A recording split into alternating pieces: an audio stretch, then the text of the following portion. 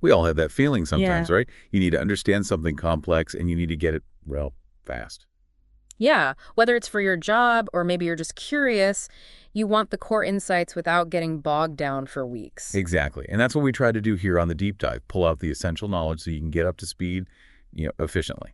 And today we're digging into something pretty fascinating. This idea of how faith, how spiritual communities can sometimes grow incredibly quickly. A listener actually pointed us towards a book that makes some pretty bold claims. That's right. We're diving into T4T, a Discipleship Re Revolution by Steve Smith with Ying Kai. I mean, the title itself promises a bit of a shakeup. It does, and the book basically sets out to describe what the authors believe is a really significant contemporary move of God. Now, we know you, our listeners, come from all sorts of backgrounds, different levels of, let's say, familiarity with this kind of topic. Absolutely. So our goal here is just to unpack the key ideas from this book, make it accessible, give you something solid to think about without, drowning in jargon. Okay, let's get into it then. Sounds good. So the book really seems to orbit around these two core ideas: church planting movements, CPMs, and this method called T4T. Hmm? Can you break those down a bit? What are we really looking at? Sure. So a church planting movement, a CPM, as the book frames it, it's essentially a rapid, almost exponential multiplication, Multiplication of what? both of people becoming followers of Jesus, disciples, and new churches actually forming. And it's not just a one-off spike. The idea is that it keeps going generation after generation. Okay, so sustained rapid growth. Right. Think of it like maybe a positive kind of wildfire. No. One spark quickly leads to many others, which lead to more. Gotcha. And T4T, training for trainers. That's the how, right? The engine driving this. Exactly. T4T is presented as, let's say, a specific process, a set of principles and practices. It's designed, the authors argue, to cooperate with what they see God doing to spark these CPMs. And the goal. The goal is big. They call it a Discipleship Re Revolution. Basically, trying to get back to what they believe were the core methods, the principles used in the New Testament church. Okay. The book throws out some numbers that, frankly, are pretty eye-popping. Over 1.7 million baptisms, 150,000 new churches. In a fairly short time frame, that's a lot. It is. It's the kind of scale that definitely makes you pause. It raises questions, obviously, about how growth like that could even happen. Does it give examples? Yeah. To illustrate the potential, it shares the story of Ying Kai, one of the co-authors. He apparently set a goal to start 200 churches in just 3 months. Yeah. And according to the book, he achieved it. That kind of velocity, it really forces you to consider the underlying mechanics, Yeah. What principles could possibly lead to that? It really does. And for you, listening, wanting to grasp complex things quickly but also thoroughly, this T4T movement, even if you take the exact numbers with a grain of salt, presents a fascinating case study in how ideas, how communities can potentially spread very, very rapidly. Right. So what are those core principles? What's under the hood of this T4T approach that supposedly fuels this expansion? Yeah, let's get into that. Okay, the book lays out several key ideas. The first one they really hammer home is what they call the Go Everybody Trainers vision. This is their interpretation, their application of the Great Commission from the New Testament. Okay, go everybody trainers. Yeah, let's unpack that. What does each piece mean practically? Okay, so go. That means intentionally, actively seeking out people who are, in their terms, lost, those who don't have a relationship with Jesus yet, not waiting for them to come to you. Right, proactive. Exactly. Then everybody, this is crucial. It emphasizes that sharing faith, making disciples, isn't just for the pastors or the professional clergy, it's for every single believer. So mobilizing everyone. Yes. And the third part, make trainers. This is maybe the most distinctive part. It's not just about making converts or even just disciples. It's about equipping every new believer so they can also train others to do the same things. Ah, so it's built for replication from the start. Precisely. The goal isn't just addition, it's multiplication. Creating trainers who create trainers. It's inherently decentralized. That makes a lot of sense if you're aiming for speed and scale. Okay, what's the next big principle they talk about? Another really interesting observation they discuss is something they call the 20% principle. Now, they're clear this isn't like a hard mathematical law, but it's a pattern they say they've observed repeatedly. Okay, the 20% principle, what is it? The gist is that Roughly speaking, only about 20% of the people you actively train using this T4T method will actually go on to become effective trainers of trainers, the ones who really catch the vision and reproduce it consistently. Huh.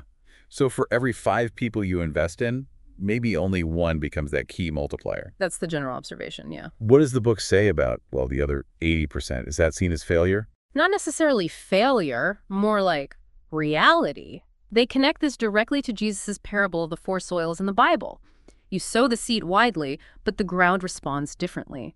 Some seed just doesn't take root, some starts but fades, and only some falls on good soil and produces a big harvest. So the 20% are the good soil. In this analogy, yes. The principle highlights that because you don't know beforehand who the 20% will be, you need to train broadly. You need to invest in many to find those few who will really multiply. It also implies you shouldn't get discouraged when not everyone becomes a super trainer. You focus your ongoing coaching on the fruitful ones. That's a very pragmatic, almost statistical insight. Okay, so you need to train widely. How is the training actually done? They mentioned this 3/3 process. What's that about? Right. The 3/3 process is basically the DNA of their training meetings. It's the structure they use, whether it's a small group in a home or something else. Each meeting is divided into 3 main parts, each with specific goals. Okay, walk us through it. What's in the first third? All right. The first third usually kicks off with pastoral care.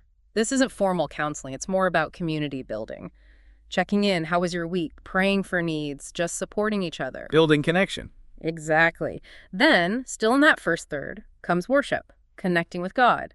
Could be singing, could be sharing testimonies, praying together. After that, there's accountability. They call it loving accountability. What does that look like? It's about encouraging follow-through. Did you obey what you learned last week? Did you share your faith with anyone you plan to? It's meant to be supportive, not judgmental, focused on living out the faith. Okay. Care, worship, accountability. That sounds like a lot for 1/3. It is, and they also fit vision casting in there too. Regularly reminding people of the bigger picture God's mission, their potential role. They often use short, repeatable stories, vignettes they call them, like one about the Great Commission or the Heavenly Father's heart, to keep that motivation high. Okay, that's a packed first third. What about the middle segment? The middle third is where the new lesson or Bible study happens. The focus here is on learning new biblical content, and this is key in a way that's super simple and reproducible. How do they assure that? They often use inductive questions, sometimes called SOS. What does this passage say? What does it tell me to obey? Who can I share this with? The point isn't deep theological dives at this stage. It's about grasping the core message and immediately thinking about application and transmission. Say, obey, share. Got it. Very action-oriented. Very. And that leads right into the final third, which is all about practice and planning. It includes practice. Practice teaching. Exactly. Trainees actually pair up or group up and practice teaching the lesson they just learned to each other. This builds confidence and makes sure they can actually pass it on clearly. Learn one, do one, teach one, essentially. Kind of, yeah. Then they set goals for the upcoming week, specific actionable goals like, who will I share this story with? Or who will I start training? And finally, they pray together for those goals, for boldness, for opportunities. The authors stress that the whole point of this 3/3 structure is developing trainers, not just covering material. It feels very intentional. Like every element is designed for that multiplication outcome. You mentioned generational multiplication earlier. Why is that specific term so important in the T4T framework? Yeah, generational multiplication is really at the heart of what they consider a sustainable movement, a CPM. It's not just about you starting a group or even that group starting another group. Okay. It's about seeing that multiplication continue down the line. So the group you start, that's first generation, starts new groups, second generation, who then start their own new groups, third generation, and those groups start more, fourth generation. They actually aim for consistent fourth generation plus activity as a benchmark for a healthy, self-sustaining movement. Wow. So it's not just adding groups. It's about the groups themselves having the DNA to reproduce. Precisely. It's about building this expanding network that grows organically. The book also brings up early leadership development. Yeah. That sounds potentially risky, putting new believers into leadership quickly. It definitely sounds counterintuitive compared to many traditional church models, right? Where you expect someone to mature for a long time before serving or leading. Yeah. The T4T model flips that script a bit. It encourages new believers to step into service and even leadership roles quite early. Their philosophy seems to be more believe, serve, mature, rather than believe, mature, serve. So the act of serving helps them mature. That's the idea. That active obedience, stepping out in faith, participating in ministry, these things are seen as primary drivers of spiritual growth and maturity, not just results of it. Are there checks and balances? How do they handle qualifications? They look to the New Testament for different models. For instance, they contrast Paul's instructions to Titus for brand new churches on Crete, where the focus was more on basic character, teachability, managing their households, with his instructions to Timothy for the established, mature church in Ephesus, which had more extensive requirements. So different expectations for different contexts. Right. In new, rapidly growing situations, the emphasis is more on faithfulness and action and basic character development through obedience, with maybe deeper theological training layered in over time. That's a really interesting distinction. Okay, the outline also mentioned a T4T package, like a starter kit. What's essential to get this going, according to the book? Yeah, you could think of it like a starter kit. The T4T package refers to the essential components they believe you need to implement the approach effectively. What's in the package? It starts with clear, compelling vision casting, helping people grasp the why and the what's possible. Then you need gospel bridges. Ways to naturally start spiritual conversations. Could be sharing your personal testimony, could be using a simple diagnostic tool they call NE3 to find common ground on spiritual topics. Next is a simple, reproducible gospel presentation, a clear way to explain the core message that anyone can learn and share. Okay, vision, ways to start, the message itself. What else? Then, critically, short-term discipleship lessons. Usually around 6 to 10 core lessons. These are designed to be taught easily, follow that 3/3 format we discussed, and cover foundational truths. Often things like baptism and actually forming a small group or simple church happen relatively early, maybe around lesson 4 or 5. So quick formation of community and identity. Right. And finally, the package includes guidance on moving new believers into long-term inductive Bible study themselves so they continue to grow after the initial lessons. It really is a streamlined toolkit designed for speed and replication. Now, a big question for listeners will be about context. We're all in different places, different cultures. The book talks about adaptability, what parts of T4T can be changed, and what are the non-negotiables. Yeah, that's super important. The book definitely acknowledges that T4T isn't a rigid, one-size-fits-all formula in every detail. They suggest that certain elements are adaptable. Like what? Things like the specific stories or illustrations you use for vision casting, those should probably resonate locally. The cultural examples you use in teaching, even the specific gospel bridge, how you initiate those conversations might look different in, say, an urban U.S. context versus a rural Asian one. So the flavor can change. Exactly. The delivery method can be contextualized. However, the authors argue strongly that there are core principles, non-negotiables, that are essential if you want to see the kind of multiplication they describe. And those are? Things like the 3/3 process as the meeting structure, consistent vision casting, the element of loving accountability, the fundamental goal of generational multiplication, a commitment to early baptism as a key step of obedience, and the intentional formation of churches or groups, however simple, as the natural result of making disciples. These are presented as the foundational engine parts. Okay, so flexible methods, firm principles. How does the book talk about applying this in places that are already heavily churched, or maybe even post-churched, places like North America or Europe? That's a common question, and the book offers some thoughts. One strategy is to kind of redefine lostness. In a highly churched culture, lost might not mean never having heard of Jesus, but maybe being culturally Christian without any real, vibrant faith connection. Spiritually disengaged. Finding the unreached within the reached. Pejorative, yeah. They also strongly advocate meeting off-site homes, coffee shops, workplaces breaking out of their reliance on church buildings for everything. And they mention an idea called Daniel projects. Daniel projects. Yeah, the idea is starting small, dedicated groups within existing, maybe more traditional churches that intentionally commit to a purer form of the T4T model, almost like a pilot program to demonstrate its potential in that context. Interesting. So creative applications. Now, launching something called a Re Revolution, it sounds like it might ruffle some feathers. The outline mentions opposition, perseverance. That's a very real aspect the book doesn't shy away from. It acknowledges that pushing for this kind of rapid change, this focus on every member ministry and quick multiplication, can definitely lead to challenges, friction, even outright opposition. For whom? For the leaders trying to implement it, for the new believers who might face pressure from family or community, for their families too. Does he give specifics on the kind of opposition? It shares some general accounts, yeah. Stories of social pressure, families disapproving, sometimes even more official resistance, depending on the context. It doesn't dwell on graphic details, but the point is clear. Making disciples in this way isn't always easy or comfortable. So what's the takeaway from that? Because of that reality, the book really emphasizes the need for boldness, for perseverance, for counting the cost. It draws parallels to the early church in the book of Acts who faced constant challenges.